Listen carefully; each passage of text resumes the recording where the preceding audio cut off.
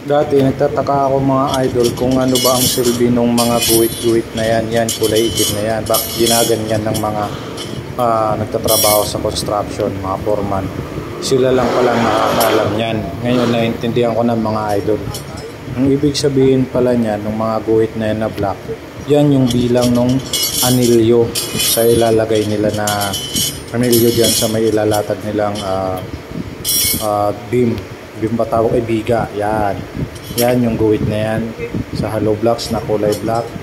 Ibig sabihin yan yung bilang nung ilalagay nila na anilyo yan, no? Yan mga idol, yan. Kala ko ano yung bakit ginuguhitan. Yung pala, paglalagyan ng anilyo, kung ilang anilyo ang ilalagay nila sa isang biga. So yung pala yun. Sila lang nakakaalam sa kalam.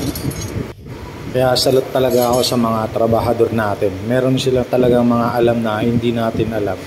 Na kung hindi natin papasukin ang mundo nila, hindi natin malalaman. So tulad yan, dito mo malalaman yung mga malulupit na diskarte yan. Ayan, naka-ready na yan para ipapasok na lang yung bakal dyan. Kaya nakatayo na yan. Ayan, kung ilang bakal lang itatayo dyan, tapos lipat na naman sa kabila,